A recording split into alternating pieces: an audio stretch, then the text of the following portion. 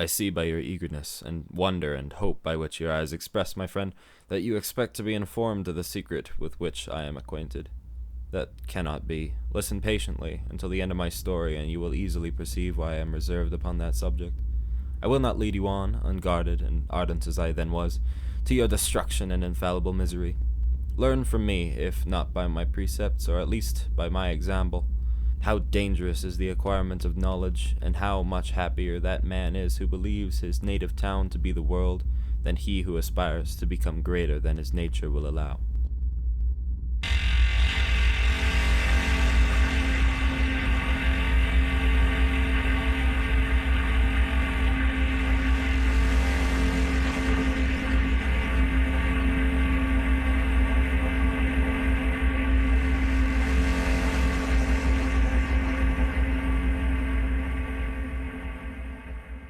And you're certain?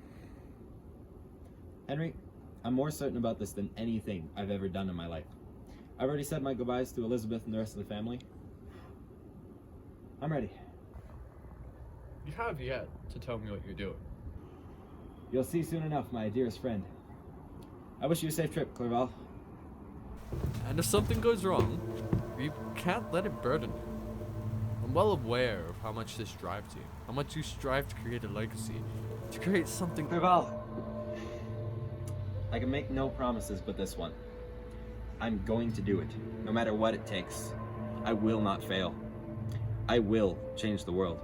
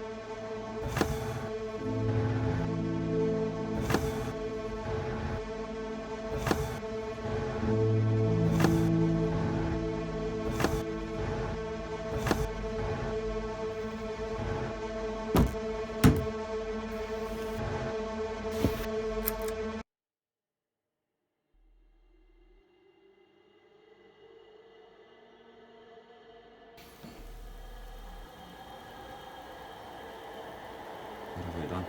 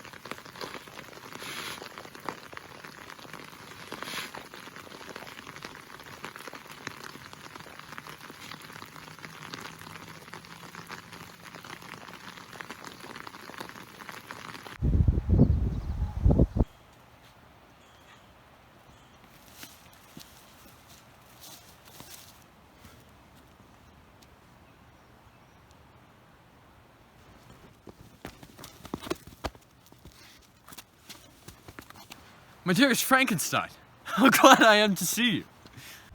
It gives me the greatest delight to see you, but do tell me how you left my father's brothers and Elizabeth. Very well, and very happy. Only a little uneasy to hear that they hear from you so seldom. By the by, I mean to lecture you a little upon their account myself.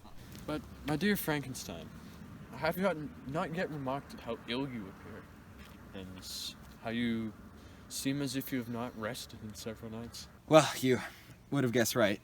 I've been so deeply engaged in my work recently that I haven't allowed myself sufficient rest. But I sincerely hope that my endeavors are now at an end, and I am at length free.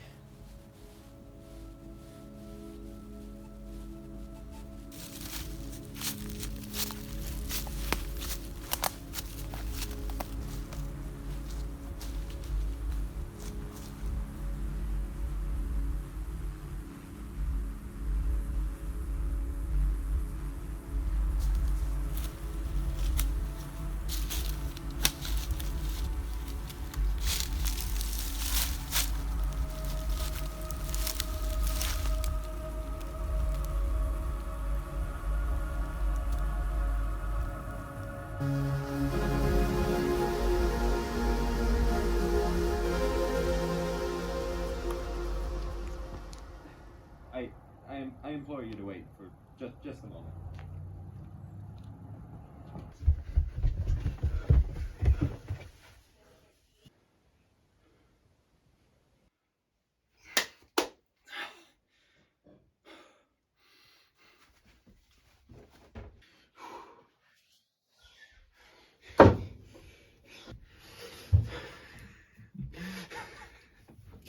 My dear Victor, what is the matter? How ill are you? What is the cause of all this?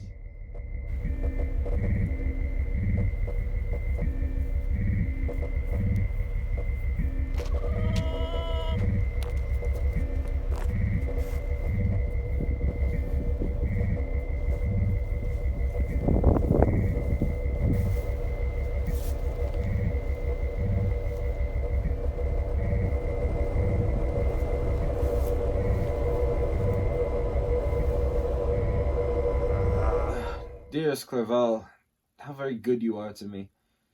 This whole winter, instead of being spent in study as you promised yourself, has been consumed in my sick room. How shall I ever repay you?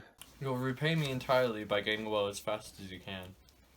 And since you seem in such good spirits, may I ask you about one thing? Compose yourself. I will not mention it if it agitates you, but your father and cousin would be very happy if they received a letter from you.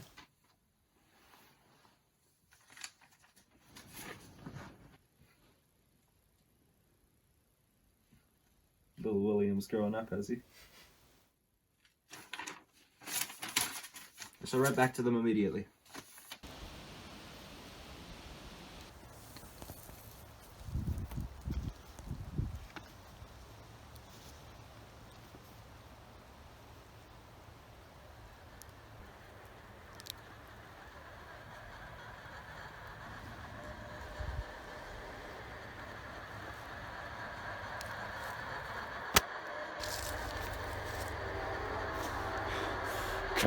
Cursed creator. As you've been feeling better, I have a proposition for you. A pedestrian tour in the environs of Ingolstadt. It'd be nice to bid farewell to this hovel I've so long inhabited.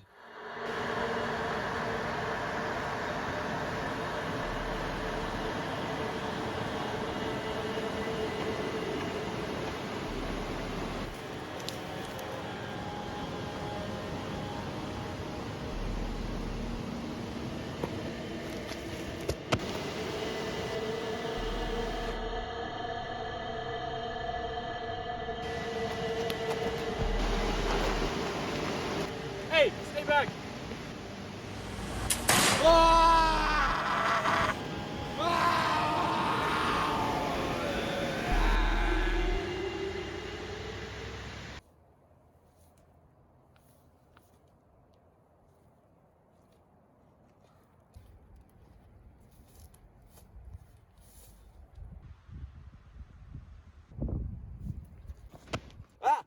Child, what is the meaning of this?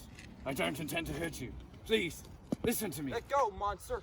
Ugly wretch! Let me go or I'll tell my father! Boy, you'll never see your father again. Please, come with me. Hideous monster! My father is Frankenstein! He will punish you! Frankenstein!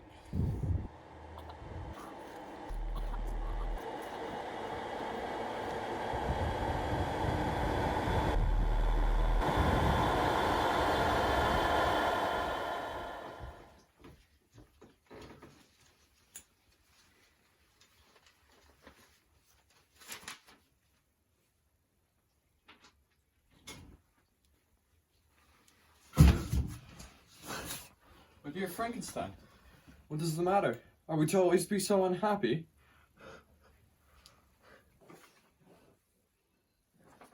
I can offer no consolation, my friend. Your disaster is irreparable. What is it you plan to do? To go instantly to Geneva.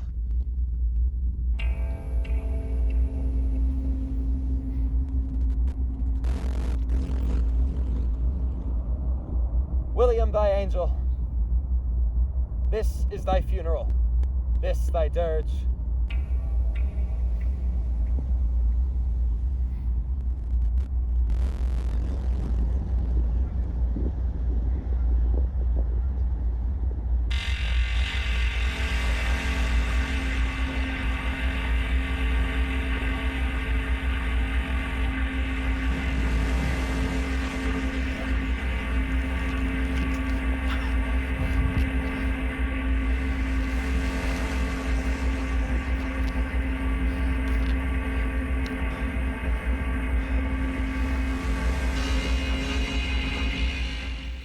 my dearest Victor.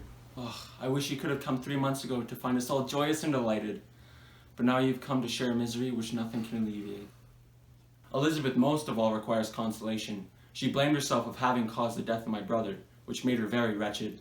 But since the murder has been discovered... The murderer discovered? Good God, how could that be? Who could attempt to pursue him? It is impossible. I saw him too, he was free last night. I don't know what you mean. To us, the discovery we made completes our misery. No one would believe it at first. Even Elizabeth would not be convinced. Indeed, who would credit Justine Moritz, who is so amiable and fond of the family, could just suddenly... Justine Moritz! No, poor girl. She is the accused? But it is wrongful. No one believes it. Surely, Ernest. No one did it first. You are mistaken. I know the murderer. Justine, poor good Justine is innocent. Good God, Father! Victor says he knows the murderer of poor William. We do also, unfortunately. No, my dear father, you are mistaken. Justine is innocent. If she is, God forbid she should suffer greatly. She is to be tried today, and I sincerely hope that she will be acquitted.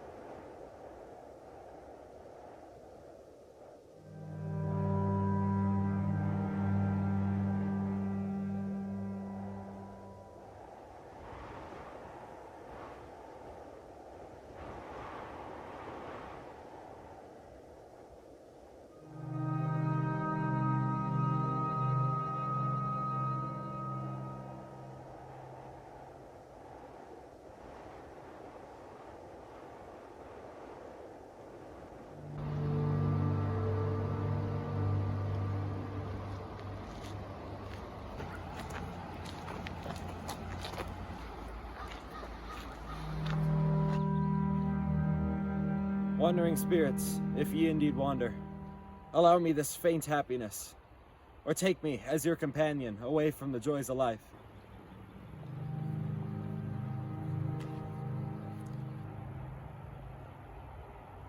Devil! Do you dare approach me?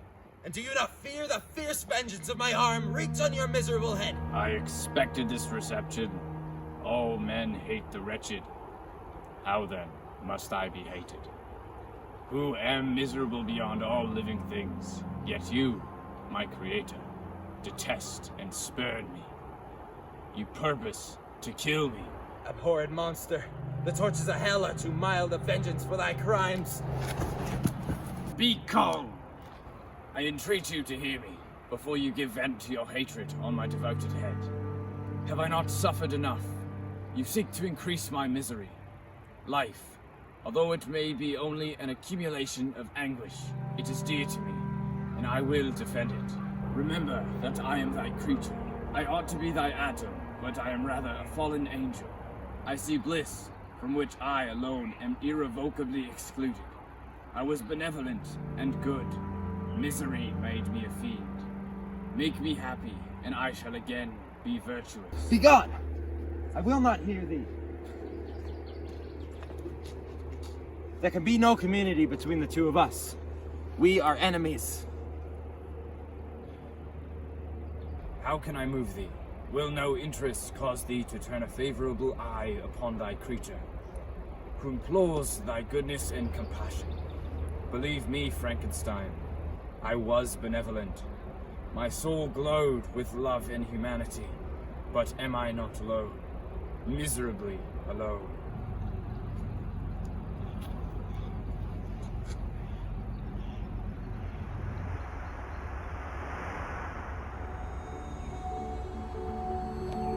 You doubtless recollect these papers.